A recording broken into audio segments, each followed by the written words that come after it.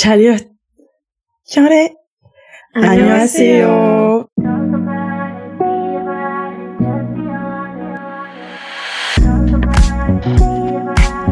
Eh bien, bonjour à tous et à toutes, et bienvenue de retour, en tout cas, sur Parle-moi K-drama, l'émission consacrée aux séries coréennes. Ouais. Moi, c'est Emma, et je suis accompagnée, évidemment, donc de Ninon. Salut. Elena. Hello. Et nouvelle invitée aujourd'hui, on a l'honneur d'accueillir Erwan. Bonjour Erwan. Salut tout le monde. Bienvenue Erwan. Bienvenue. Merci, ça fait plaisir. Ça nous fait plaisir. Alors Erwan, pour ceux qui ne te connaissent pas donc dans l'émission, est-ce que tu prendrais pas un petit instant pour te présenter? Bah écoutez, avec plaisir. Donc déjà enchanté, donc Erwan. Donc en règle générale, les gens m'appellent Wawa. Je suis dans la culture coréenne depuis 2016, on va dire officiellement, puisque en 2020, je suis cofondateur de l'association K-France, donc qui est une association basée sur la culture coréenne. Et depuis maintenant bientôt 5 ans, on crée des événements sur l'île avec un festival pour Solal. Ouais. Et depuis, on va dire maintenant 2 ans où je fais quelques conférences sur les K-dramas, sans me dire que je suis quelqu'un qui connaît le plus ou moins par rapport à tout le monde. Je donne juste un avis et après tout le monde partage ou pas l'avis que j'ai sur les dramas. Petite expérience quand même. Voilà, oui. Exactement. D'ailleurs, on s'était croisés donc au festival de K-drama organisé par l'association de Park Seo-joon, Erwan. Exactement. Où il avait tenu effectivement le petit atelier, on avait tous échangé. Excellent. Ouais, c'est trop. On t'avait vu aussi faire une petite conférence lors du 1-2-3 Solal de 2025. Donc ouais, c'était cool de te voir sur scène. Ouais. Ouais, mais après moi ce que j'aime bien sur ça, c'est que je me sens pas vraiment conférencier, je me sens plus quelqu'un qui a envie de discuter, de prendre les avis de tout le monde sur les dramas, parce que chacun on peut avoir des avis différents. Il y a pas un avis, on va dire fixe, parce que c'est ouvert à tout le monde. Et c'est ça que j'aime bien, c'est avoir la vision de tout le monde un peu, et plus c'est différent, et mieux c'est. Ouais. Clairement. Ça mène au débat. C'est ça, en fait. Effectivement. Et donc, justement, en parlant de K-drama, puisqu'on est là pour ça, quel était ton premier K-drama, Erwan? Wow. Alors, bon, c'est vrai que je me suis présenté, j'ai pas donné mon âge, ces choses-là, mais bon, vous doutez bien que je suis dans la génération Z. Mais non. Mais ouais, je crois que moi, mes premiers dramas, en fait, sont arrivés assez tard parce que j'étais déjà très cinéma, parce que moi, je vais bien regarder quelque chose en one shot, et que à cette époque, je crois que c'était dans les débuts 2012, 2013, 2014, où déjà le réseau internet n'était pas comme là actuellement. Ah non, clairement. Il n'y avait pas de plateforme encore où on pouvait voir les dramas. C'était clairement la galère. Ouais. Et je crois que c'était une première occasion où j'ai pu regarder, mais c'était très long. C'était Dream Height. Oh, ok. Ah, moi, je connaissais pas du tout. Dream High CT, c'est un drama sur la musique, c'est ça? Exactement. C'est un peu le High School Musical, tu vois, coréen. Ouais. Et moi, j'aime beaucoup la musique et ce côté aussi un peu encore avec les lycéens. Donc c'était là où en fait pile poil tu te rends compte que tu commences à rentrer dans un univers qui est les dramas et la musique. Parce qu'en plus dans ce drama, t'as vraiment JYP. Ouais, c'est intimement lié. Il y a beaucoup de personnes. Je crois qu'il y a pas mal de membres. Ouais, t'as IU, pas mal de membres de 2PM. Exactement. Ouais. Ah ouais. Donc ça faisait. C'était limite le drama JYP, tu vois. Ah ouais, c'est ça, carrément ça. Ouais. Ah, trop bien. Donc ça a commencé par là. Ouais. Et après, j'ai attendu un petit peu de temps parce que franchement, c'était vraiment très galère de voir sur des dramas sur les plateformes parce que le temps que ça sorte, qu'on puisse le regarder, que tu trouves le site. Surtout. Que ça soit traduit, ces choses-là. Et heureusement, en fait, que Vicky est arrivé. Mais, Vicky. Ouais. Mais en vrai, en 2015, je crois qu'après, j'ai enchaîné avec, My Love from the Star. Ouais. Oh. Je pense qu'on est toutes passées par là. Oui. Non, pas moi. T'es pas passée par là? Pas encore? Non. Il est jamais trop tard. C'est ce que j'allais dire. Et après, c'était Fate to Love You. Je pense que c'est un de mes classiques aussi. To Love You. Fate to Love You. Ah oui. Ouais. Je l'ai fait découvrir à ma mère récemment. Et par contre, dans tout ça, j'ai l'impression que ton genre de prédilection, c'est un peu la romance. À cette période-là, j'ai eu plus de facilité à trouver des dramas de romance que des dramas qui soient un peu plus thriller, policiers, enfin qui touchent à d'autres sujets. Mais en vrai, on aime tous un peu la romance. mais ouais, actuellement plutôt maintenant, je regarde beaucoup plus ce qui est thriller et policier. Il y avait moins de choix aussi, j'ai l'impression, en termes de thriller et de policier à l'époque. Après, tout à l'heure, tu parlais de films. C'était des films coréens aussi que tu regardais avant les dramas? Ouais. Ouais. Donc beaucoup de thrillers, j'imagine, à ce moment-là. Il y avait ça et il y avait aussi de l'historique. Un peu. Ouais, des films ok. Ça marche. Du coup, moi, j'ai moins regardé les films. Les Coréens, tu rates. Je t'en conseille. Non, mais j'en ai vu quelques-uns. Et du coup, après avoir regardé tout ça, justement, tu as un long pédigré en regard, en visionnage de films. Est-ce que t'as un acteur ou une actrice favori? Ouais, j'aime beaucoup des acteurs un peu de ma génération comme Min Nam-goon. Wow. Je sais pas si vous voyez. Moi, je vois pas. Il joue dans A Weekend. Ok. Je connais deux noms, mais j'avoue que je vois pas du tout sa tête. Lee Ji-hoon. Ok, je vois, Taxi Driver. Ouais, je vois. Vous avez vu le drama $1? Non. Disney Plus. Non. En fait, Min Nam-goon, c'est cet acteur-là. Et Jung-Yook. Ok. J'aime bien aussi Jung-Yook. Ensuite, je sais pas, je trouve que non, je n'ai pas vraiment une qui ressort en particulier. Ok. Mais le choix était un peu plus difficile aussi pour nous en filles, je crois, la dernière fois. Quand on s'était posé la question, ouais, c'est vrai. C'est dommage. C'est vrai. Après, on n'avait pas arrêté de les énoncer, mais genre parce qu'on les avait vus dans des projets et que c'était marrant de les voir, mais on avait Je pense qu'on les relie à des projets qu'on a aimés, pas forcément. Ouais, c'est vrai. Tout à fait. En fait, il y en a une que j'aime bien, c'est Han Ji-min. Je sais pas si vous voyez. Ouais, je crois. Moi non. Elle a fait un drama un peu qui sort du lot la dernière fois où elle devait toucher les postérieurs des gens pour voir c'était le détective. Waouh. Des fois ils en font des dramas très étranges. Ouais, c'est ça. Ok. Ah, c'est marrant ça. Et t'as aussi l'actrice qui joue dans Fate to Love You. Alors je m'appelle plus trop de son nom, mais elle aussi, la plupart du temps dans les dramas où elle est plutôt banger. J'aime bien. Merci. Je vois, ok. Han Ji-min, ok, je viens de regarder sa tête. Elle a joué dans... Alors, je l'ai pas vu, ce drama, mais c'est le drama où ils sont au paradis, et elle joue la femme du personnage principal. Vous l'avez pas vu? Comment ce drama? C'est un drama récent, c'est avec... Oui, c'est un truc Evan, je sais pas quoi. Ah oui. Mais la femme, sa femme, la vieille. Enfin, la plus âgée. Parce que il se peut que j'ai divulgué une information. Ah. Mais ok, je vois qui c'est maintenant. Ce ne sera pas retenu. Merci pour le spoil, Elena. Pas de souci. Très bien. Un petit clin d'œil par rapport à ce que vous avez commencé, parce que moi, un de mes dramas vraiment référence à ceux que je conseille beaucoup, à ceux qui veulent débuter, c'est Reply 88. Ça.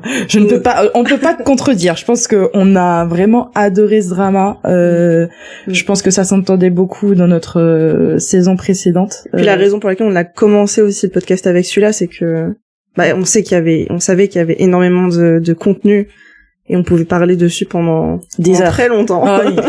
C'est sûr. Je crois qu'une fois on en a parlé pendant 3 heures. Et après, Emma s'est arraché les cheveux pour couper pour le montage. Et bien, c'est vrai que on aurait pu penser à toi effectivement pour cette saison-là, mais on a raté une occasion alors. Non, là, franchement, pour Mellow Movie, ça me va très bien parce que on en parlera plus tard, mais c'est un drama que j'ai beaucoup apprécié aussi. Effectivement, donc merci de faire la belle transition parce que c'est toi qui nous as proposé Mellow Movie. C'est vrai. Et la coïncidence est plutôt bien tombée. Ouais. Parce que Emma t'a raconté comment on a choisi ce... C'était pur hasard. Ouais, c'était vraiment par hasard. Parce que tu te rappelles, t'as dû donner deux choix, deux choix de drama. Et on a tiré vraiment au hasard. Et le dernier titre qui est resté, c'était Mellow Movie. Donc c'était le destin, hein, mine de rien. Effectivement. Alors, les filles, et Erwan. Et aussi trop bien d'avoir un garçon, parce que c'est pas souvent dans notre entourage, en tout cas dans le mien, que j'ai un mec qui s'intéresse aux séries coréennes. Et du coup, double honneur de t'avoir autour de la table, Erwan. Au plaisir. Donc effectivement, on se voit aujourd'hui pour débriefer et explorer l'épisode 10, le dernier épisode de Mellow Movie. Alors pour information, les derniers épisodes qu'on a fait avec Ninon et Elena, on avait trouvé que les épisodes, en tout cas Ninon par exemple, avait trouvé que les épisodes lui donnaient le cœur lourd, avec le terme Maemi Mugopta. Elena avait été un peu anxieuse du déroulé de l'histoire avec Purangamel Nukida. Et moi, j'avais tout simplement utilisé le terme Nukida parce qu'il y avait pas mal de sentiments, j'estimais que c'était un sentiment, un tout général sur cette partie de la série. Parce qu'effectivement, on s'est arrêté sur 2 points majeurs du chapitre 3, la révélation de Mubi, qui disait Mubi. Emma appelle Mubi à chaque fois. À chaque fois. Et elle dit Mellow Mubi. Tout le contraire. Donc, elle pensait qu'elle avait causé la mort de son père, et aussi, deuxième révélation qu'on a eue, c'est que Guillaume avait vidé sa maison, non seulement de ses affaires, mais aussi des affaires de son frère, et sa propre bibliothèque de films. Ouais, toutes les cassettes. Plus rien. Donc la question qu'on se pose, c'est qu'est-ce que Mubi a fait pour provoquer la mort de son père? Et Guillaume, est-ce que c'était une annonce? Est-ce que ça va? Mais oui, est-ce qu'il a déménagé du coup parce qu'il a tout vidé? Qu'est-ce qui se passe? Donc je vous propose un petit résumé du dernier épisode de Mellow Movie pour connaître les réponses. Let's go. Et c'est parti. Allez, Kaja. Kaja. Avant de parler de Mubi et de Guillaume, je voulais parler de Jua et de Siju. Ah.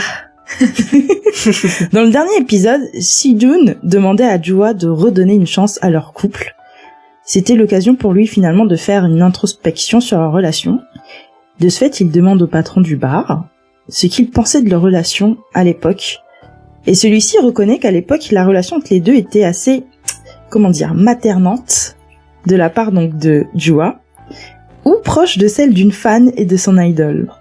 Pas ce qu'on attend d'un couple, du coup. Et oui! Non, mais après, il dit quand même que c'était quand même un très beau couple.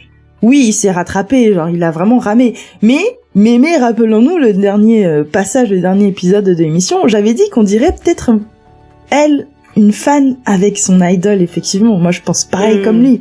On dirait pas du tout qu'elle était amoureuse, on dirait plutôt que c'était son idéal qui était en face d'elle, tu vois. Tu veux qu'on dise que c'était visionnaire, c'est ça? J'ai été visionnaire, tu peux le dire. Félicitations. Mais voilà, j'ai toujours senti que c'était pas de l'amour de sa part. Désolée. Ah, mais non. C'est un peu exagéré. Tu peux pas dire ça. C'est un peu exagéré. Non. J'exagère. Oui. De son côté, Jua, elle fait aussi une introspection de leur relation. Et on voit qu'elle avait tout gardé de leur relation. Elle a un petit box avec leurs souvenirs. Et c'est aussi la première fois qu'on voit l'appartement de Jua. Elle prend le temps de regarder un peu comme pour faire le deuil de leur relation. Et on voit à quel point Shijun l'aimait avec tous les messages qu'il a laissés. C'était vraiment trop mignon. On sent que c'était des messages de, je sais pas moi, du lycée, signé Shijun, je t'aime, sarami. Mais voilà, Shijun réalise qu'il ne veut plus s'accrocher au passé. Et il annonce à Jua qu'après ce projet, il ne veut plus parler avec elle, il ne veut plus entendre parler d'elle, et voilà, fin de nous deux. Il est un peu déçu quand Jua ne semble pas bouleversé par cette annonce. En fait, je pense qu'il espérait qu'elle dise non, genre remettons-nous ensemble. Il avait de l'espoir et Mais il m'a brisé le cœur.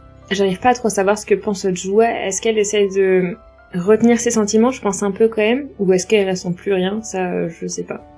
Je pense qu'il y a encore des sentiments entre eux, mais qu'ils savent que leur relation elle est vouée à l'échec.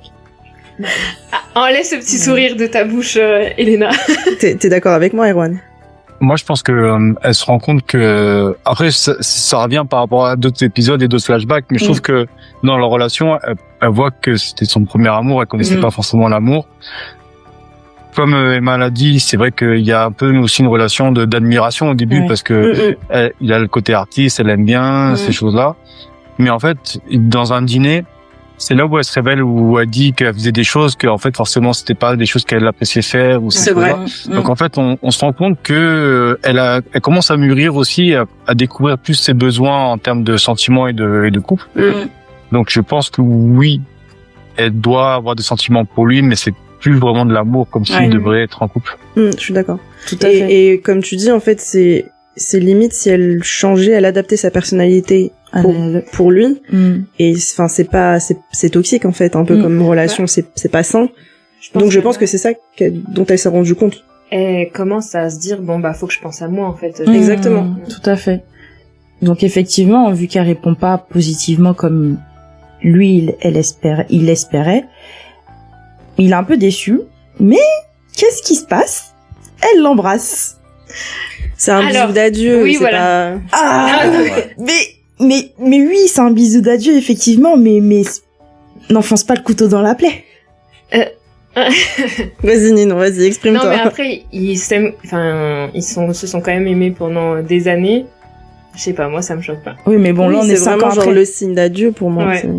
Au revoir. Ouais, moi aussi, ça m'a pas choqué, parce qu'on ressent vraiment que ça soit un baiser vraiment affectif et d'au revoir, quoi. Moi, je l'ai plus ressenti de cette façon. Bah surtout qu'a priori ils s'aiment toujours, mais ils se disent bah c'est bon, faut qu'on arrête, c'est pas sérieux. Moi j'ai eu le cœur brisé. Hein. Mais tu vois, c'est ça que j'ai apprécié. Oui, parce que pour l'historique et Erwan, dans l'épisode précédent, je disais que si le drama se terminait avec eux deux qui se remettaient ensemble, je trouvais que ça faisait pas sens et ça m'aurait saoulé en fait. Et j'étais en mode ça m'aurait déçu. Et donc du coup, j'ai dit moi ça m'a satisfait en fait cette fin dans le sens où elle était logique et malheureusement, c'est comme dans la vie, tu vois, tous les couples ne peuvent pas l'histoire peut pas finir forcément sur un happy ending et je trouvais ça réaliste. Et le fait qu'ils aient maintenu et ils ont tenu cette ligne directrice, ça m'a plu. J'ai trouvé ça je trouvais ça logique. Je trouve que ça représente bien la femme actuelle en Corée sur le domaine sociétal où la femme maintenant elle a envie aussi de réussir professionnellement et pas être toujours entourée, d'être être en couple quoi. Et dépendre elle a pas envie de dépendre du mec. Ouais, bah oui. Et qu'elle se lance vraiment dans son projet et veut être vraiment, tu vois, focus sur son projet. Ah, elle. C'est pas péjoratif, mais sans polluant vraiment à côté avec elle, quoi. Non, je suis d'accord. Mais bon, ça m'a quand même brisé le cœur et je trouvais pas nécessaire qu'elle l'embrasse pour faire entendre ce côté, mais... Alors que pendant ce temps-là, pendant que toi tu pleurais, Elena elle était en train de rigoler et dire ouais! N'abusons pas non plus, j'étais pas en train de célébrer. Mais intérieurement, oui, j'étais satisfaite de cette fin. Voilà, bon, en tout cas, c'était le clap de fin sur la relation Shi-Jun et Jua. Merci Ninon. De rien. Alors, de leur côté, on revient donc sur Mubi et ses parents, justement. En fait, je me suis rendu compte que cette série était aussi c'était une psychanalyse des personnages depuis leur enfance, leur plus tendre enfance. Et en fait, là, on comprend par exemple, avec Mubi, que tout ce qu'elle souhaitait quand elle était gamine, c'était de passer du temps avec son père, en fait, rien d'autre. Alors que, pour lui, de son point de vue à elle, en tout cas, lui n'avait que les films en tête. Il était intéressé que par ces films. Donc, à l'époque, quand on lui demandait, d'après son père, il répondait toujours, il est mort, je vois pas de quoi tu me parles, j'ai pas de père, quoi, en gros. Et, par contre, c'était sa façon à elle de se rebeller et, quelque part, de faire savoir que, elle lui en veut. Tu vois. Mais c'était une manière de se faire voir. Ouais, concrètement. Et là arrive donc la veille de son anniversaire, donc on est dans le passé, de l'enfance de Mubi, toujours. Mubi. Tu vas y arriver. C'est le dernier épisode, mais tu vas y arriver. Donc on est à la veille de son anniversaire et il appelle pour dire que malheureusement, il ne pourra pas être là pour cet événement. Comme toujours, effectivement.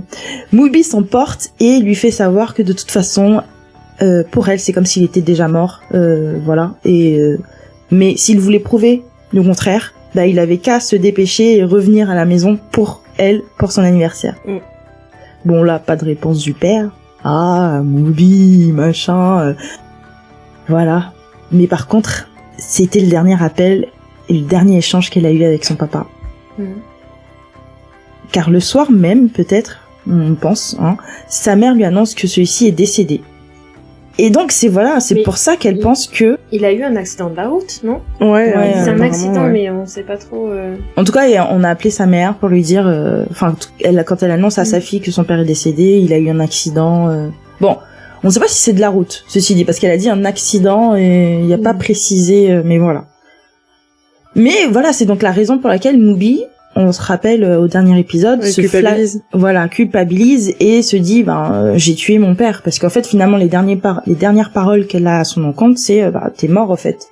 Et en vrai c'est dur je pense pour une enfant de rester sur ces derniers échanges avec son parent, sachant que ensuite tu le revois plus jamais quoi. Et c'est intéressant ce que tu disais sur la psychanalyse, parce que en fait, si tu retranscris ça dans la réalité, quand tu suis une psychanalyse, généralement, les psychologues ou les psychiatres, ils te font revenir dans ton enfance, parce que très souvent, c'est une conséquence de trauma que t'as vécu dans ton enfance et que tu sais pas identifier. Donc ouais, je suis plutôt d'accord. Avec ce terme. Oui. Merci Elena. C'est bon, ça fait 2 compliments pour elle, là, Elle On est va bien se calmer. Allez. La maman annonce à sa petite fille en étant désolée qu'elle ait perdu son papa. Après, petite, elle était déjà ado, quoi. Oui, mais bon, ça reste sa petite fille. C'est pour, c'est vraiment dans son comportement, j'ai trouvé, elle annonce à sa petite fille que elle a perdu son père, en fait. Et c'est vraiment un moment dur. Et en fait, ce qui m'a un peu choqué dans ce passage, c'est que, qui m'a interpellée, c'est qu'elle console sa fille, mais en fait, on oublie presque, elle aussi, elle vient de perdre son mari, quand même. Bon, après, je pense que tu vas aussi en parler, mais moi, j'ai trouvé ça un peu bizarre parce que Mubi, elle fait que de dire qu'elle est seule, qu'elle a perdu son père, qu'elle est toute seule, mais en fait, il y a sa mère, et finalement, elle se rend même pas compte que sa mère est là, et je pense que tu vas en parler juste après. Oui. Oui, elle va en parler, donc stop. Non, mais effectivement, la mère, elle reste... elle doit être bouleversée, évidemment. Après, je pense que c'est souvent comme ça dans le cadre d'un décès d'un parent. En fait, les parents, ils doivent tout porter, le parent restant doit tout porter sur ses épaules parce qu'il est responsable de ses enfants. Et malheureusement, les enfants, ils ont pas encore la maturité ou tu vois, même l'idée de penser que c'est aussi dur pour la mère ou le père qui reste. Et je pense que c'est souvent comme ça quand c'est assez normal quelque part qu'elle ait pas tout de suite pensé à sa mère. Ouais. C'est pour ça qu'il y a la cause à effet plus tard dans la discussion dans le jardin où quand elle se parle, c'est là où elle réalise pas mal de choses. Ouais, tout à fait. Mais je trouve que franchement psychologiquement ce drama il est quand même bien tourné. Ouais, bien sûr. Ça te fait poser beaucoup de questions et surtout je trouve que ça se rapproche beaucoup de la réalité malgré que ce soit une romance, une fiction. C'est sûr. Donc effectivement, tu l'avais dit, non, à force de réclamer et de détester son père de son vivant, Mubi n'a pas vu les efforts de sa mère pour être là pour sa fille. Que ce soit quand elle sortait couverte de bleu après s'être battue à l'école, c'est sa mère qui était à côté d'elle, ou encore quand son père ne venait pas à son anniversaire et n'avait même pas laissé un cadeau, c'était sa mère qui réparait un peu les pots cassés entre guillemets et qui lui laissait un message de la part de son père. Ou encore quand son père manquait un rendez-vous au cinéma avec sa fille. Et d'ailleurs, petit exemple que j'ai bien aimé, c'est un moment de légèreté, on va dire, dans ce tourbillon d'émotions. C'est quand sa mère arrive à la place de son père au cinéma et que Mubi qui demande à sa mère, mais est-ce que tu connais au moins Batman? Et elle qui répond, c'est le mec qui est habillé en slip, non? Et qui vole. Et après, elle dit que tout le monde, en fait, tous les super-héros sont habillés comme ça. Mais c'est vraiment un moment trop mignon, tu vois, Et effectivement, ils sont dans le jardin et dans l'épisode, c'est vraiment un moment où c'est une session de rédemption, de pardon entre la mère et sa fille.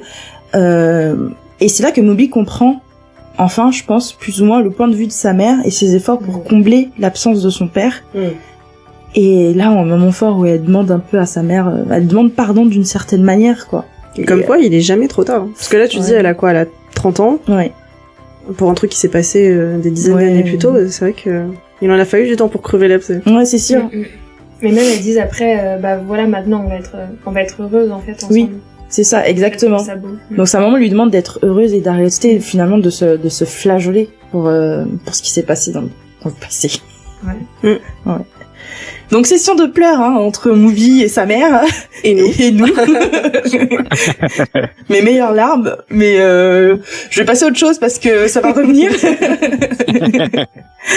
Donc voilà, je trouve que pareil, c'était un bon moment on a bien clos en fait la relation assez tumultueuse entre Movie et ses parents, j'ai envie de dire, même si son père est plus là, mais on peut dire c'est un moment où on passe plus ou moins à autre chose dans cette relation à trois.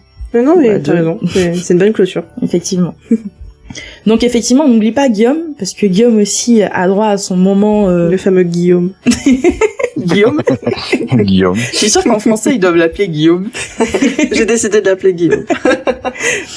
En début d'épisode, on revient encore une fois sur sa relation avec le cinéma. Donc vous vous rappelez, on est dans une série assez psychanalyste, donc on repasse sur l'enfance. Et on comprend que quand il se réveillait gamin, c'est en pleine nuit, dans Cauchemar par exemple, c'est la première chose qu'il voulait faire, c'était de regarder un film pour trouver du réconfort. Je pense que il avait pas ses parents, June, son frère, travaillait, donc il était pas là, et la seule manière pour lui de se sentir moins seul, c'était de regarder un film pour ne plus sentir ça. Et c'est très imagé, mais je trouvais ça très beau. Enfin, dans le sens où il dit que pour lui, les films, c'était un peu la lumière dans l'obscurité. Et littéralement, en fait, dans la nuit, t'allumes la télé, ça te fait de la lumière et c'est réconfortant, un peu comme une veilleuse, tu vois. Ouais, c'est vrai. Et du coup, je trouvais un peu encore plus beau, quoi. Enfin, le parallèle. Non, mais le parallèle, ouais, est vraiment bien trouvé. Et ça fait sens. Ça fait sens. Oh là là.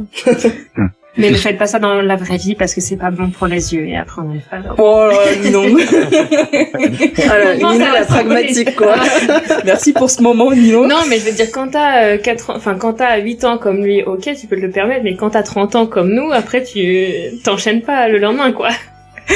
Ben, on se réconforte comme on peut, Nino, hein. Qu'est-ce que tu veux que je te dise? Donc, effectivement, lors d'un rendez-vous avec Movie, ils sont donc au clair de la lune, dans la voiture, la fameuse voiture rouge de Movie. Ils sont dans la fameuse voiture rouge de Guillaume, et c'est là qu'il se confie, en fait, de tout ça, et il lui révèle également que pour éviter ce que je viens de dire, la solitude, la peur d'être seul, et en attendant son frère, ben, il regardait, pour lui, les films, c'était ça, donc quitter cette solitude. Et puis tout doucement, c'est devenu une activité qu'il faisait avec son frère, et non plus tout seul. Vous trouvez pas que c'est un parallèle très actuel aussi aujourd'hui, parce que je trouve que beaucoup de gens vivent avec les dramas comme un médicament. Il y en a beaucoup qui ont besoin de voir des dramas, ces choses-là, et ça fait un peu médicament.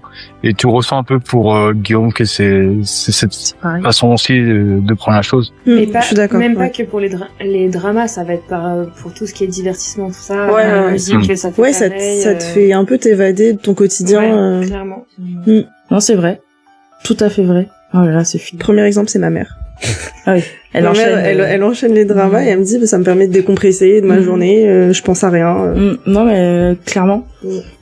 Et en plus, c'est vrai que selon des moments de ta vie, je crois qu'on en a déjà parlé une fois, mais il y a des dramas que t'es plus enclin à regarder et qui te parlent plus aussi, même si c'est pour décompresser, tu vois. Enfin, il y en a qui te parlent à certains moments de ta vie, quoi. Tu te dis, bah en fait, c'est le drama dont j'avais besoin à ce moment-là. Ouais, tu l'as regardé au bon moment et ça te parle.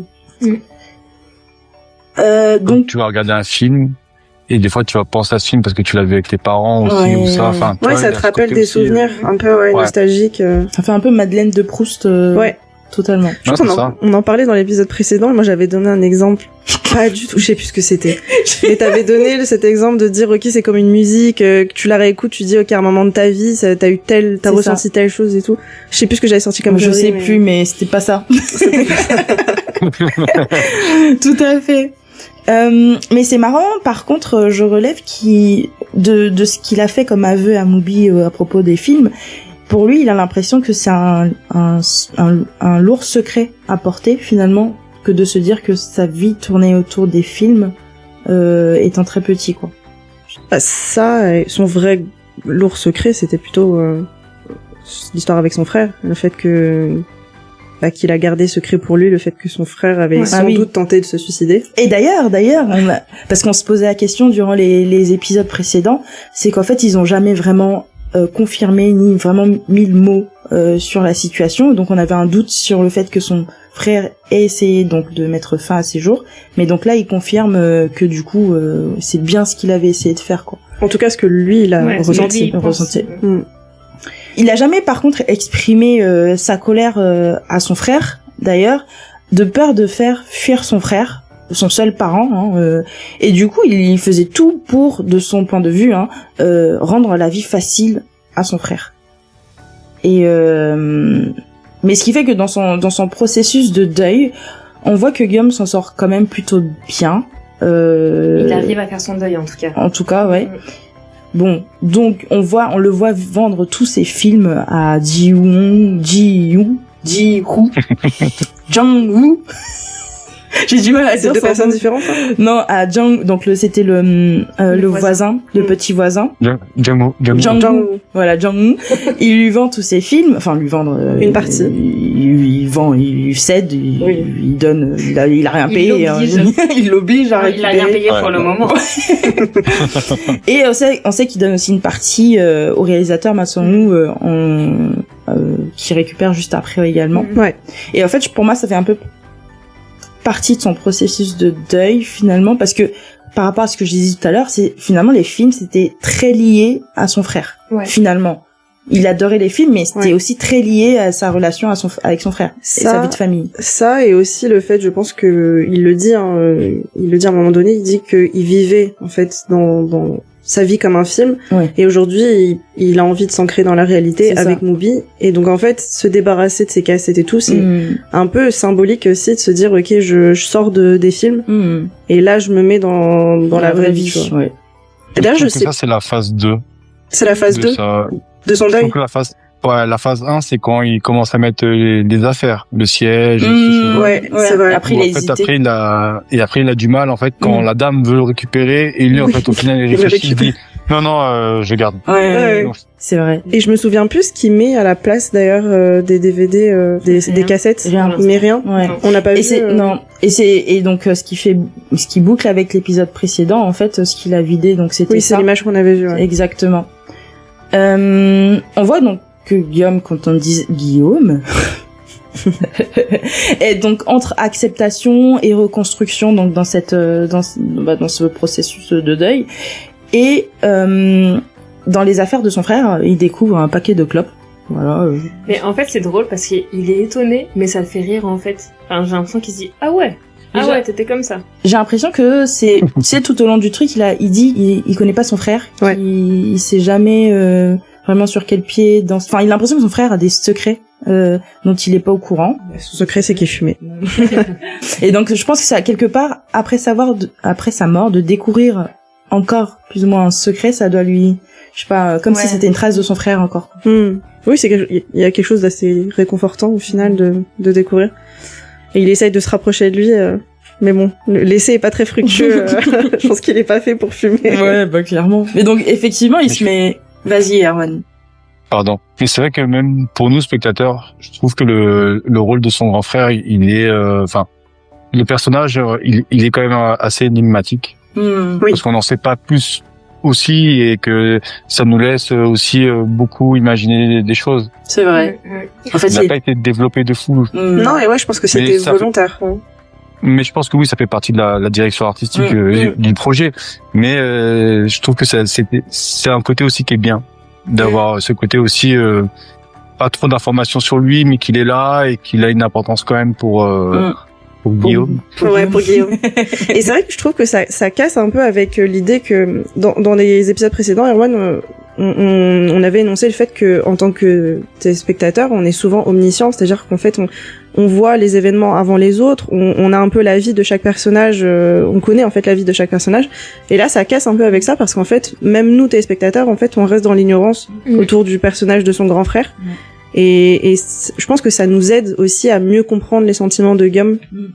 Et donc du coup de mieux ressentir de se mettre un peu à sa place quoi. Ouais, exactement. On a une belle scène finalement, enfin une belle scène plus ou moins. Si, une jolie scène. Une jolie scène. C'est une scène de lui bourré.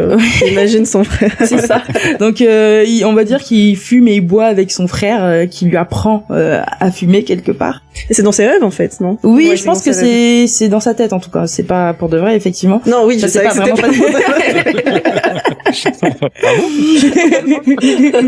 Mais voilà, je trouve que c'était aussi un moment assez émouvant ou décisif qui clôture quelque part, en tout cas qui annonce son trajet sur sa reconstruction et son deuil, quoi, qui se fait tout doucement. Ne serait-ce pas un épisode de clôture, finalement? Ah, elle m'énerve, mais donnez-moi un coussin pour que je puisse la... J'ai tendance à énoncer des faits assez évidents. Donc voilà, et bon, on avance dans l'épisode et on est 1 an plus tard. Je vous assure, on est presque à la fin, on y arrive, je vais bientôt me taire. On est 1 an plus tard et on découvre que le film de Mubi, prenant 1 minute de silence. Je sais pas pourquoi ça veut pas rentrer. Ça veut pas. Peut-être parce que ça s'appelle Mellow Movie, je sais pas moi. Donc on est 1 an plus tard et on découvre que le film de Mubi a été financé par Mason Kadonim, donc le réalisateur, qui est devenu producteur. Et donc j'ai cherché comment on dit producteur. Ah, en fait il est devenu Chejak-cha. Donc Mason Chejak-chanim. Ok, je vais certainement pas retenir ce mot. Non, bah. Chejak-chanim. Oui, voilà, le mec il s'est dit bon, je vais investir. Ouais. Bah, il fait plus trop de films apparemment en tant que réalisateur, mais maintenant il investit dans les films des jeunes. Mais ça c'est bien. En vrai. C'est beau, c'est qu'il donne une chance aux jeunes réalisateurs. Tout à fait. Bon, le film a fait un flop, hein, mais ouais, ça a fait un vide. Oups. Mais voilà, il y en a un qui a tiré parti quand même de ce film, c'est Si-joon, qui est devenu célèbre grâce à la musique du film qu'il a donné. Enfin. Ouais, enfin il a la reconnaissance qu'il mérite. Ouais. Et on sait aussi dans ce 1 an plus tard que Guillaume vit désormais avec Chang-woo, donc l'ancien voisin et ami de Mubi. C'est marrant, tu vois, je me suis dit qu'ils allaient finir par vivre ensemble les deux, mais c'est pas plus mal aussi comme fin de pas se dire qu'ils vivent tout de suite ensemble. Tu veux dire Mubi et oui, et tout à fait. Et Guillaume. Et voilà, après on a une belle scène un peu de retrouvailles entre copains, c'est genre barbecue, fête de voisins, tout ce que vous voulez. Et voilà, c'est festif, on sent que happy ending quoi. C'est une clôture. Une belle clôture. C'est vraiment un moment chaleureux. On sait aussi que Gogum ne va plus au ciné, mais il a Mubi, comme tu l'as dit, il se raccroche désormais à la réalité. Il a son film à lui. Il a son film à lui, tout à fait. Il accompagne de temps en temps Mubi sur les sets de films. Et en fait, avec cet épisode, on comprend que jusqu'à présent, son réconfort, c'était donc les films. Mais aujourd'hui, pour lui, le réconfort s'appelle Kim Mubi. Ah là là. Il est passé de cinéphile à... Attention, Mubi film. Merci Emma. Merci Emma. Non mais comme quoi... T'avais pas espoir qu'il devienne agent de voyage dans Bah, je sais pas, franchement. Mais lui, il a encore de l'espoir, lui, on dirait. Mais, en fait, je me dis à chaque fois, ces trajectoires sont en soi incroyables. En vrai, je comprends pas pourquoi il devient pas tout simplement, genre, réalisateur ou, assistant réalisateur. Bah, on sent qu'il a, enfin, mine de rien, c'est un domaine qui le passionne. Parce que sinon il viendrait même pas sur le plateau, tu vois, parce que oui, il viendrait pour Mubi, mais on voit bien qu'il est pas juste là pour elle, parce que il se mêle de ses affaires, il lui dit attends ton storyboard là ça va pas, faut que tu fasses ça. Donc tu sens qu'il a envie de participer, tu vois. Mais bon, agent de voyage. Non, c'est... Guillaume, agent de voyage. Écoute la raison. Non, mais comme j'ai vu beaucoup de films... Je sais parler plusieurs langues, ouais, non, mais n'importe quoi. Dans ce cas-là, moi, je parle... je sais pas. Tu parles coréen? Ouais, non, du coup... Bah, je peux être cuisinier, j'ai mangé tellement de plats. Ouais, c'est ça, j'avoue. J'avoue. Bon, voilà, la série finit sur une belle tirade de Mubi. J'ai dit Mubi. Félicitations. Ah bah comme quoi, tu vois, voilà. Dernière citation, t'as réussi. Donc on finit sur une belle tirade de Mubi qui explique que finalement leur vie est un peu comme un film. Avec tous les genres, mélo, comédie, film d'action. Mais bon, son genre préféré, c'est quand même évidemment le mélo, comme dans Mélo Movie. Ça s'appellerait pas Mélo Movie, sinon effectivement. Et ils s'embrassent. Voilà. Fin. Clap de fin pour le drama. Et d'ailleurs, je sais pas si vous avez capté le petit clin d'œil, mais c'est là où c'est l'endroit où ils se sont embrassés la première fois. Je me disais qu'elle me disait quelque chose s'est allé. Okay. En fait, c'est pour ça qu'il refait sa tirade qu'il lui a dit en fait la première fois qu'ils se sont embrassés là, sous la neige. Et ils se rendent compte tous les deux qu'ils sont au même endroit que la première fois où ils se sont embrassés. C'est trop mimes. Okay. Voilà. Merci Elena. Et j'ai même envie de rajouter parce qu'on voit quand même le deuxième couple, enfin le deuxième ex-couple. Oui. Et c'est là où c'est Emma t'avais dit qu'on ressentait le côté fan de. Oui.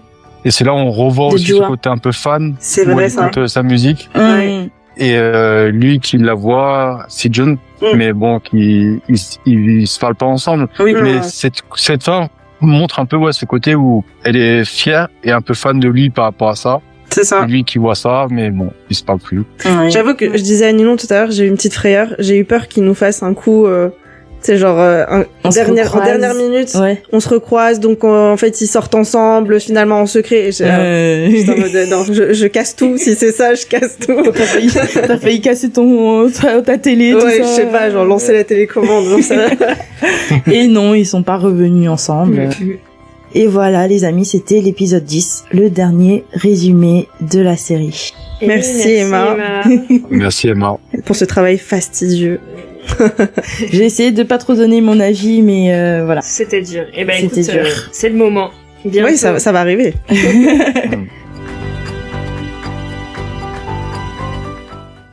Parce que c'est vrai, c'est la fin. C'est la fin de la série et c'est la fin de cette 3e saison de Parle-moi K-drama. Déjà. Ouais, bravo. Ouais, c'est passé super vite, non? Ouais. Plutôt, ouais.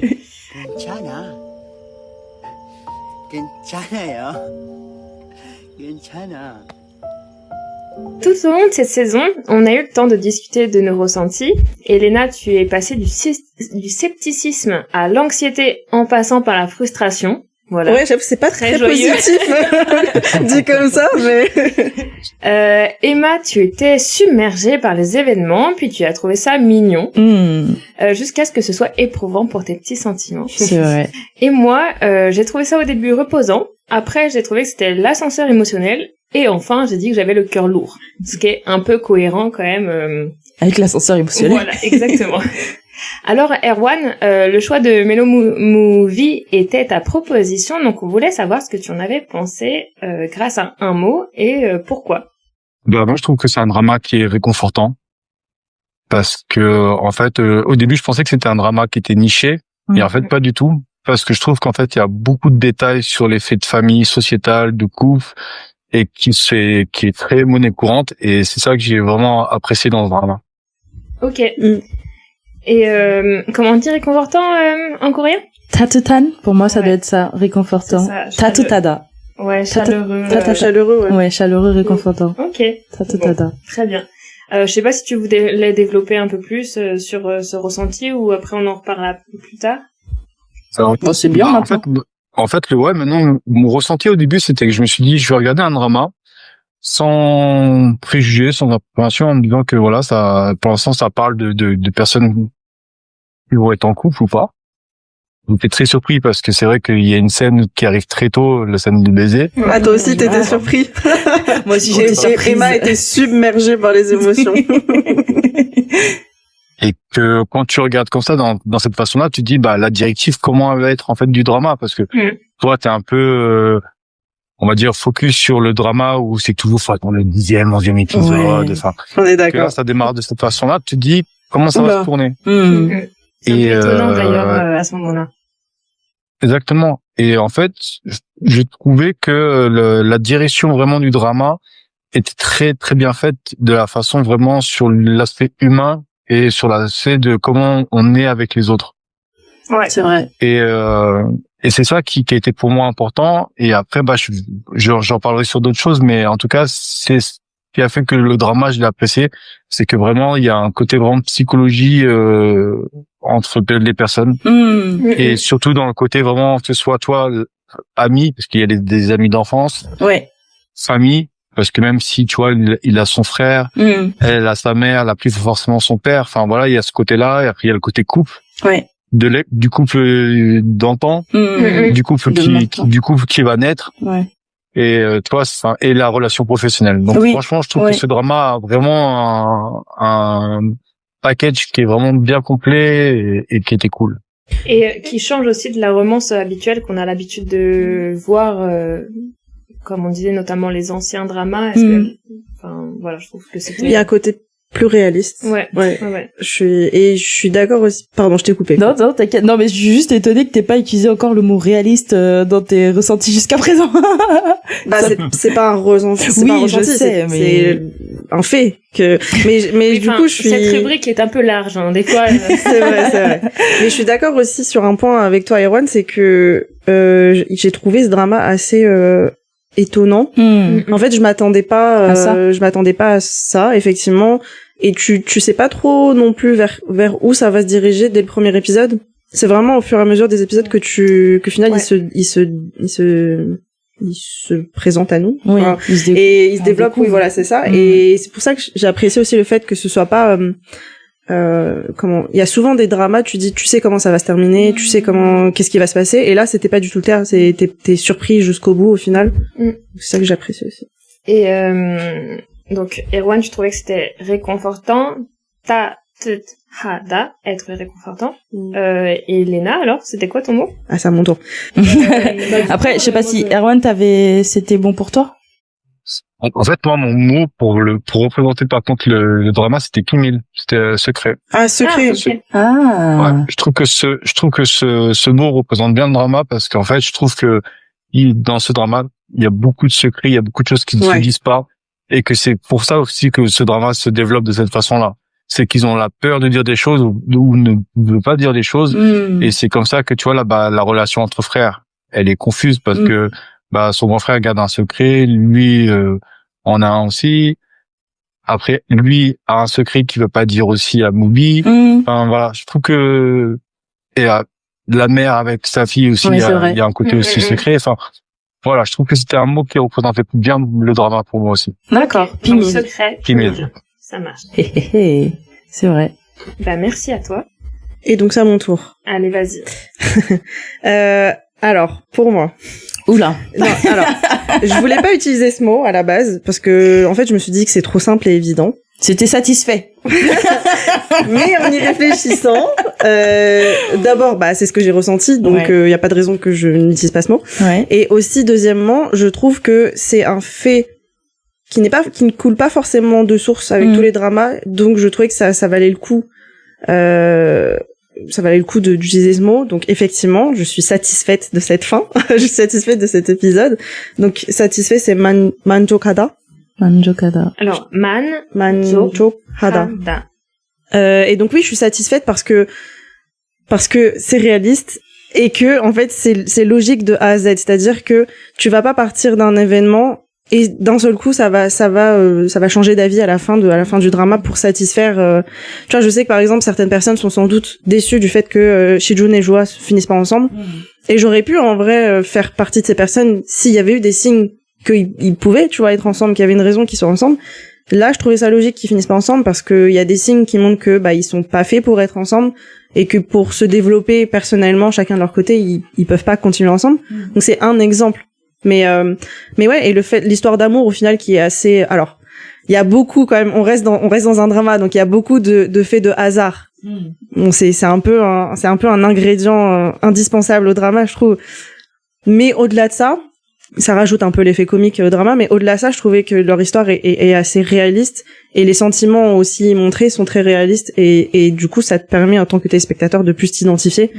Et tu sors un peu de ce schéma un peu stéréotypé de des romances un peu à l'eau de rose dans les dramas coréens et c'est vrai que pendant un certain temps on l'a dit au tout premier épisode, mais le genre de drama qui est le plus produit en Corée, c'est les romances, voire les comédies romantiques. Ça a tendance un peu à changer, je trouve, ces dernières années. Et ouais, sortir un peu, donc être dans ce style-là de la romance, mais de sortir un peu des rails et de sortir un peu de ce qui a l'habitude d'être fait. J'ai trouvé ça un peu rafraîchissant aussi, donc c'est pour ça que je suis satisfaite. Ok. Emma?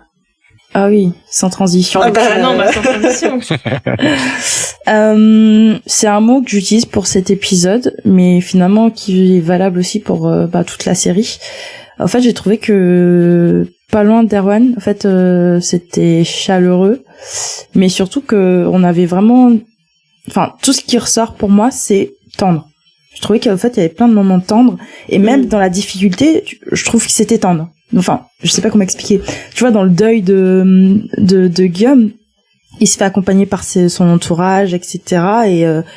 Et vraiment, on l'accompagne de manière tendre. Ouais, plein de tendresse. Avec plein de tendresse dans l'acceptation et dans le passage le passage à la vie de l'après son frère, quoi. Et je trouvais ça, c'est ce qui me parlait, quoi. Tendre. Être tendre. Être tendre. Donc le mot en coréen c'est pudolopta. Pudolopta. Pudolopta. Syllabe par syllabe. Pudolopta. Merci. Pudolopta. Ok. Donc voilà. Et tu vois, enfin, bon, même si je suis pas très d'accord avec.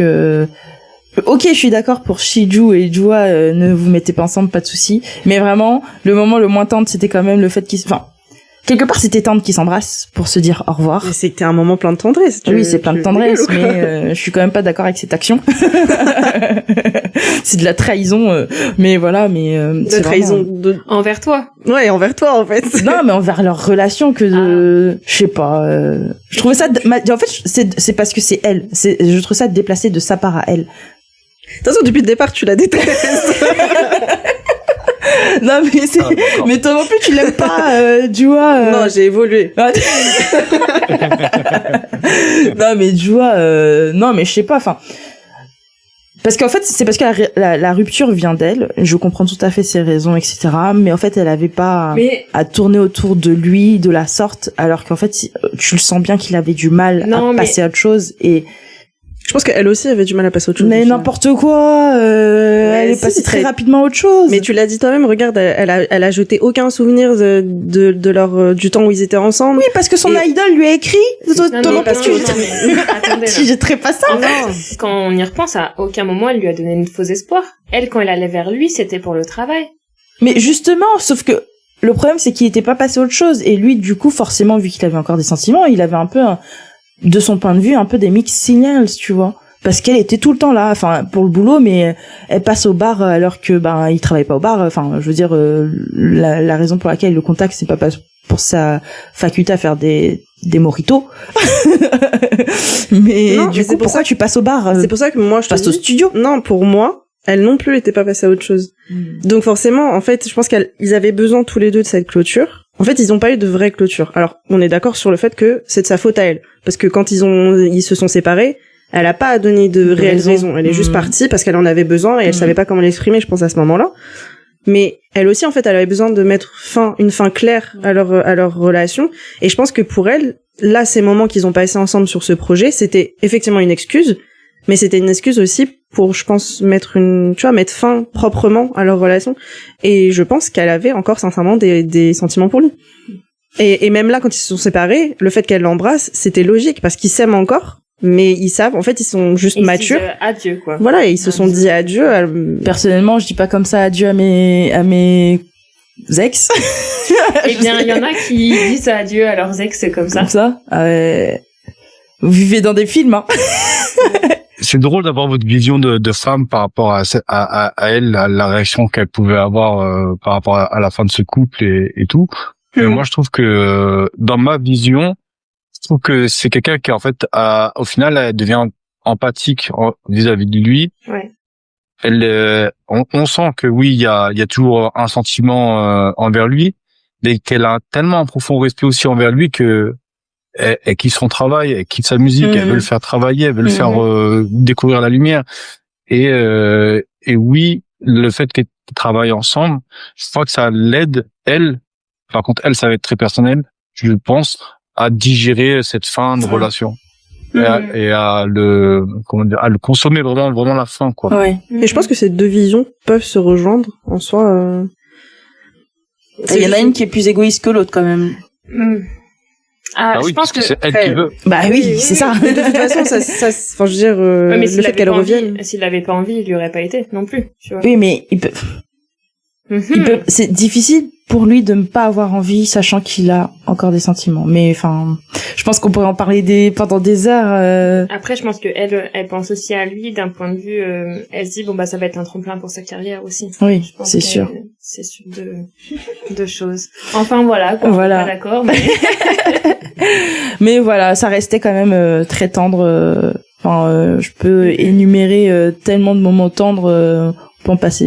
On peut en parler des heures, mais voilà, ce qui en ressort, c'est ce mot-là. C'est vrai. Bah écoute, merci Emma, même si on n'est pas d'accord. Et merci à tous les trois. De mon côté, il y a un mot que j'avais à l'esprit depuis le début et que j'avais envie de vous présenter car je trouve qu'il résume très bien la série. C'est pas un ressenti, désolée Elena. Est-ce que c'est une expression? C'est plus une description en tout cas. Et je vais vous faire replonger dans vos cours de français et de littérature du lycée. Comment s'appelle le procédé artistique qui consiste à représenter une chose dans une autre chose à l'infini?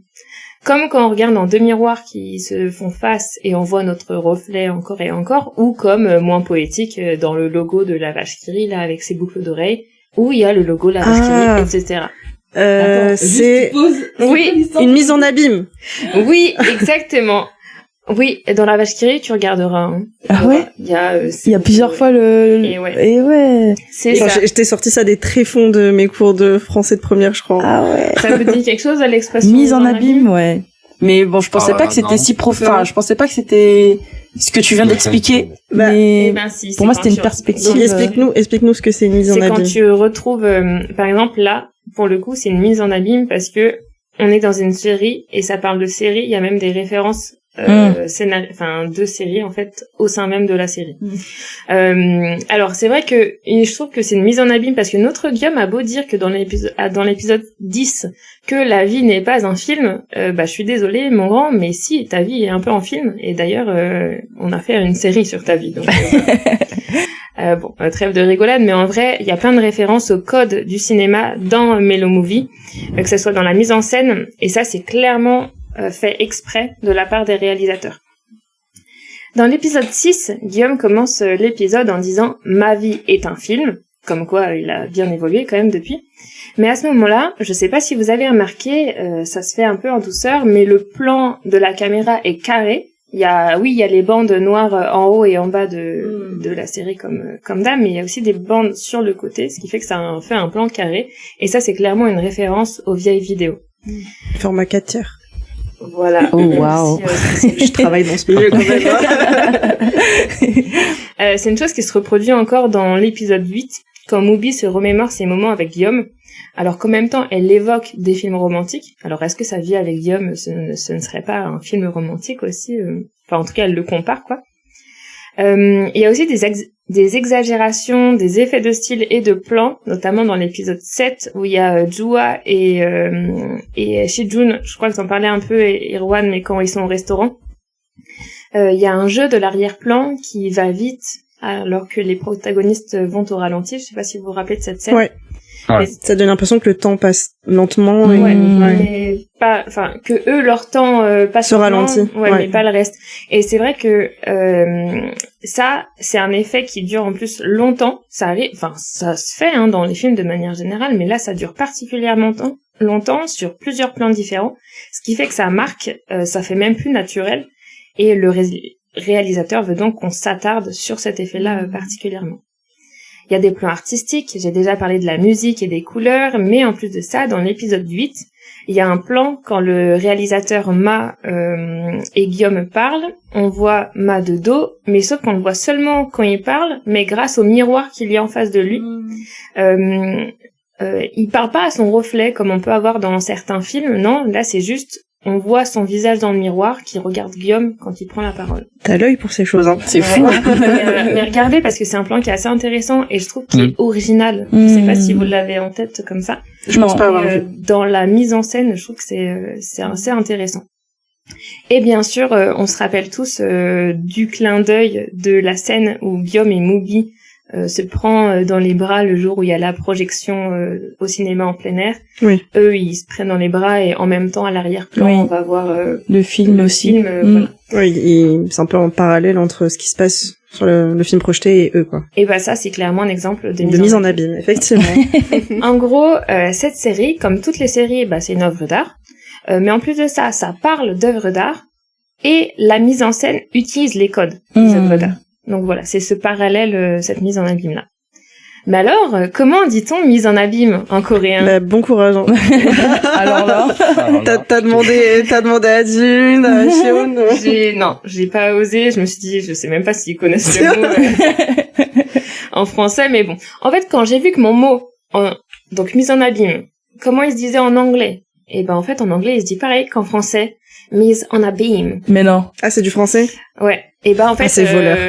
j'ai abandonné l'idée d'essayer de le traduire en coréen. Avec un peu de chance, c'est la même chose qu'en français. Donc en fait, mise en abîme, ce n'est pas mon mot.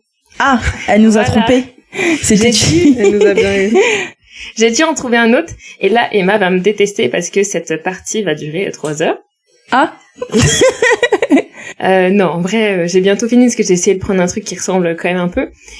Moi, j'étais désespérée quand même de devoir retrouver un autre mot. Et là, quand j'ai repensé à mon propos, je me suis dit illumination. Voilà, j'ai trouvé j'ai vraiment trouvé mon ressenti en fait sur ce que je pense de cette série. On reste toujours dans le lexical dans le champ lexical de l'art, car moi-même je suis un peu une mise en abîme de la série, n'est-ce pas? Joliment dit. Merci de rigoler. Je t'en prie, toujours là. Mais bon, vous savez que j'adore l'art, hein, j'en parle quand même depuis pas mal de temps, même dans My Name j'en avais parlé. Et finalement, j'ai choisi le mot poétique qui se dit Shijok-in ou être poétique, Shijok-ida. Shijok-in, Shijok-ida, être poétique. C'est vrai que c'est poétique pour les mêmes raisons que j'ai dit juste avant, mais aussi car il y a beaucoup de beaux moments. Dans l'épisode 10 particulièrement, il y a la scène du début dans la voiture avec juste la musique dans le tunnel et les effets un peu les effets de lumière qui sont un peu flous. Je trouve que c'était une scène assez sympa pour commencer ce 10e épisode. Je peux te couper 2 secondes sur cette scène. Je sais pas si ça vous a fait le même effet, mais moi, ça m'a annoncé que ça allait bien se finir. En fait, jusqu'à la fin, j'avais peur que ça se termine mal. Je sais pas, j'étais un peu... T'avais un doute? C'est l'anxiété de l'épisode précédent qui est restée, tu vois. Ouais. Et en fait, tu sais, il dit une phrase, Guillaume, il dit que au bout du tunnel, il y a toujours la lumière. Et en fait, je me suis dit, ça doit être annonciateur de la fin du drama. Et donc du coup je me suis dit, ça m'a mis en joie au début de l'épisode de me dire ok, ça va bien se finir. Par contre, justement, le début de la scène où ils sont juste dans le tunnel, ils parlent d'un truc, oui, mais parce qu'ils sont dans le tunnel, mais au bout du tunnel, tu vois la lumière. À la fin effectivement, mais à ce moment-là, ils sont en plein dans le tunnel. Ouais. dans la noirceur. Il y a aussi une scène où Shijun il est dans le vidéobar. Je rappelle le vidéobar rétro, sombre. Et juste après, il y a un plan de Jua habillée en blanc, dans un intérieur moderne blanc. Ça fait un gros contraste. J'y pensais pas à ce moment-là, mais c'est vrai qu'au début, je me suis dit, ah ouais, contraste visuel assez fort. Mais est-ce que ça ne spoilerait pas la fin de leur relation par hasard?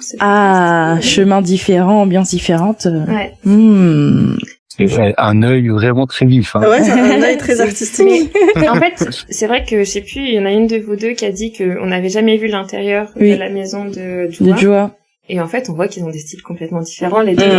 Rien. Lui, c'est un peu messy hein, quand même. Alors qu'elle, ouais, c'est tout clean, tout blanc. Ouais, effectivement. J'en avais parlé des néons qu'on avait déjà vus dans les épisodes précédents de la série, mais il y en a beaucoup chez June. Chez elle, c'est tout. C'est clean, quoi. Enfin. Voilà. C'est poétique, car il y a plein de petites significations. On l'a dit tout à l'heure, mais on apprend l'histoire de la mère de Moby, qui n'a d'ailleurs pas trop parlé depuis le début de la série. On voit qu'elle souffre en silence, elle reste digne malgré qu'elle soit seule. Je rappelle, dans sa tenue de funérailles, elle prépare un chocolat chaud à sa fille. Et ça, je trouve que c'est très touchant, très parlant aussi. Pleure pas, Emma. Non, j'essaye. Aussi, Shijun et Jua s'embrassent. Alors Emma, elle remue elle est elle en reparle. Mais elle l'accepte pas. Non, vraiment. Moi, je trouve quand même que c'est un beau moment et c'est significatif dans le sens au revoir, quoi. Et c'est clairement ce qui se passe. Et puis je suis d'accord avec Ninon. Très bien. Désolée. Merci Emma. Mais même quand Shijun la revoit, alors que c'était lui qui était vraiment qui montrait encore plus ses sentiments des deux, et il va pas la voir, quoi, parce qu'ils se sont dit au revoir, ils se sont dit adieu, et je trouve que c'est parlant et c'est significatif, c'est ce que je dis. Guillaume aussi, quand il ouvre la chambre de Jun à la fin, et quand il boit la bouteille de son frère et fume ses cigarettes pour exprimer, pour expérimenter en tout cas les plaisirs de son frère, qui lui étaient inconnus jusqu'alors. Parce que oui, Jun faisait des choses qui lui plaisaient finalement, et j'ai trouvé ce moment aussi significatif dans le deuil en fait. Enfin, c'est un moment simple, mais voilà. C'est aussi plein de sincérité. Vous noterez la poésie de la phrase « La mort, c'est vraiment merdique » au début de l'épisode. C'est vrai. Quand Mubi et Guillaume parlent dans la voiture au début, justement après la scène du tunnel. Et enfin, mention spéciale pour les titres des épisodes, qui sont toujours très beaux, mystérieux et poétiques. C'est très bien illustré dans le numéro 10 avec « La vie est belle et magnifique, même pour une méduse ». Voilà, je résume nos ressentis à nous pour la série. Erwan, tu voulais mettre en lumière le secret, Pimil. Elena, tu étais satisfaite, Manjok Hada. Emma, tu as trouvé que c'était une série qui était tendre, Buduropta. Et moi, j'ai trouvé que c'était poétique, Shijokida. Mais comme ça, Ninon. Merci. Mais tu as vu des détails, franchement, je trouve que, pareil, je reviens sur toi, sur ce que tu dis, mais je trouve que les titres, des épisodes ont été très très bien choisis, Ouais. Et un peu mystérieux aussi, mais je crois qu'on en avait déjà parlé, mais c'est un bon teaser, je trouve, de l'épisode, sans en dévoiler trop. Ouais, ça. Et ils prennent tout leur sens une fois que t'as vu l'épisode. Ouais. Et très beau, et ça donne envie de voir la suite. Je faisais une formation sur la communication justement hier, et c'est ce que je disais à mes élèves, qu'il fallait donner envie, et là clairement ça donne envie. Et d'une belle manière en plus. Tout à fait. Et même sur les captations qu'il y a eu dans certains épisodes, il y a des scènes qui sont vraiment visuellement belles, quoi. Ouais, tout à fait. Étonnantes et belles. Ouais, c'est vrai. C'est une belle série, je trouve, de manière générale. On disait, elle est tendre, c'est réconfortant, mais visuellement aussi, c'est beau, ça a été bien travaillé. Équilibré. Ouais, je trouve que c'est bien équilibré, parce que des fois, tu peux trouver qu'ils en font trop. Là, je trouve qu'il y avait des petites touches par-ci par-là, que tu pouvais repérer de temps en temps, et c'était bien fait, et ça arrivait à point nommé, je trouvais. C'était bien fait, mais je pense clairement, il y a des clins d'œil, en fait, parce que, là, le réalisateur de la série, c'est un grand fan de cinéma. Enfin, pour faire son métier, j'ai envie de te dire, j'espère, mais ça se voit parce qu'il y a plein de petites références comme ça. Je parlais de la scène au ralenti tout à l'heure. Là, clairement, c'est pas juste pour faire beau, c'est pour dire, vous avez vu mon effet, quoi. Et ça marche. Oui, bien sûr. Parce que c'est étonnant. Mais tu le ressens. Ouais. Parce que quand ils font leur cinéma dans le jardin, les films qu'ils regardent, c'est des films américains en noir et blanc, c'est même pas des films coréens. Tu sens vraiment le côté cinéma. On en parlait, l'un des films qu'il regardait, en fait, c'est littéralement une référence au premier film de fantasy qui est sorti. C'est la Lune. Fusée qui arrive dans l'œil de la Lune. Ouais. C'est une référence, en fait. C'est une référence cinématographique, oui. Très importante. Ouais, de Méliès. Tout à fait. On avait recherché les infos là-dedans. C'est vrai. Après, moi personnellement, c'est vrai que c'est pas une série que j'aurais regardée. Enfin, c'était dans ma liste, mais je pense que j'aurais peut-être abandonné la série au bout de l'épisode 2, personnellement. Pourquoi ? En fait, c'est vrai que c'est une série qui est très lente. Après, voilà, elle parle de sujets super sérieux, etc. Mais c'est vrai que c'était super lent. Et faut vraiment, tu vois, enfin, c'est pas le genre de série où tu regardes juste comme ça, finalement, pour passer le temps. Et je pense qu'il faut vraiment t'imprégner du truc, quand même, à minima, pour ressentir le message que le réalisateur voulait passer. Et je pense que si t'es pas dans un bon mood pour le regarder, tu passes à côté de certaines choses. Ouais. Et je pense que si j'avais pas regardé dans l'optique, par exemple, de l'analyser, je pense que je serais passée vraiment à côté du message, je pense, personnellement. De mon côté, j'avais utilisé le mot sceptique pour le premier épisode. Et c'est vrai que, alors c'est une série que j'avais aussi vu passer. J'avais ajouté dans ma liste, parce que je m'étais dit j'aimais bien les acteurs principaux. Mais c'est vrai que j'aurais pas eu peut-être l'impulsion d'aller le voir de moi-même de sitôt. Mais donc du coup je te remercie d'avoir proposé cette série parce que pour moi c'était une très bonne surprise. Et tu vois, j'étais sceptique au premier épisode et au final j'ai accroché dès la fin du premier épisode parce que ça te donne envie de voir la suite en fait. Ça t'intrigue et pour le coup tu vois, genre je suis contente de l'avoir commencé dans le cadre de Parle-moi K-drama parce que sinon je serais sans doute passée à côté si on n'avait pas ce mélange des genres aussi, on en a parlé tout à l'heure. Alors oui, c'est une comédie, enfin c'est pas une comédie, mais certes c'est une romance, mais il y a des moments où clairement ils nous ont fait peur. On s'est dit mince, est-ce que ça va devenir un drame, est-ce que ça va mal finir, ouais, c'est clair. Et c'est intéressant parce que c'est pas linéaire pour ça. Et il y a plein de petites surprises à chaque fois. Et... Bah, c'est comme la vie, au final. Enfin, la vie, elle est faite de différentes émotions. Est-ce que ta vie ne serait pas un film à toi aussi, Elena? I wish. Non, c'est bien condensé parce que tu vois, c'est quand même un drama où il y a 10 épisodes. Ouais. La moyenne actuelle, c'est quand même 16. Ouais. Là, ils l'ont fait quand même sur 10. Ça va. En règle générale, les épisodes, ça dure 1 heure. Et ils ont réussi à synthétiser pas mal de choses en 10 épisodes. Donc, c'est ça qui est plutôt cool. Donc, ça passe assez relativement vite. Mais franchement, moi, je suis très très fan aussi de la déconstruction d'un couple et la naissance d'un nouveau, tu vois. Ouais, c'est vrai. Ouais, c'est vrai qu'au final, c'est deux couples différents. C'est-à-dire Guillaume et Mubi du premier épisode, leur relation n'a rien à voir avec la fin, après quand ils développent réellement. Donc ils se redécouvrent en fait finalement à travers ce qui se passe dans les épisodes suivants. Mais à travers les aléas de la vie. Oui. Je voulais dire autre chose et j'ai oublié. Bon, bah, ça m'est sorti instantanément de la tête. Écoute, ça reviendra peut-être ou pas. Mais fort de ces épisodes, justement, est-ce que vous avez un personnage préféré? Pardon. J'ai retrouvé ce que je voulais dire. Tu veux le dire? Non, j'allais dire, pour revenir sur le fait que la série ne fait que 10 épisodes, c'est vrai que, en fait, en y réfléchissant, je me dis, ça doit être compliqué pour un réalisateur et un scénariste de se dire ok, mon histoire elle va tenir en tant d'épisodes parce qu'il faut le décider dès le départ en fait. Je pense que tu vois, quand tu vends ton projet à une boîte de prod et tout, tu dois dire ok, il va y avoir autant d'épisodes, autant de durée et tout. Et donc je trouve ça fort effectivement parce que c'était, comme t'as dit Erwan, c'était bien équilibré. Pour moi c'était ni trop long ni trop court. Et encore une fois, comme ce que je disais tout à l'heure, ils ont réussi à sortir un peu du schéma habituel. On disait le schéma des séries coréennes, un peu de romance et tout, qui sont la plupart 16 épisodes. Et ce qu'on peut reprocher parfois à ces épisodes-là, à ces séries-là, qui sont dans le schéma de 16 épisodes, c'est que soit c'est trop long, c'est-à-dire qu'il y a des épisodes, ils pourraient être raccourcis, ça pourrait aller plus vite, etc. Et t'as des séries où c'est bâclé à la fin. Et c'est là où je retourne sur je suis satisfaite, parce que la fin, en fait, elle a été développée correctement. Ils ont pas rushé la fin, et ils sont pas dit ok, c'est la fin, tout est bien qui finit bien, stop. Tu vois, là je trouvais que c'était bien équilibré et c'est pour ça que sortir de ce schéma-là aussi, je pense que c'est une bonne chose. Ça fait du bien pour certaines œuvres. Ouais.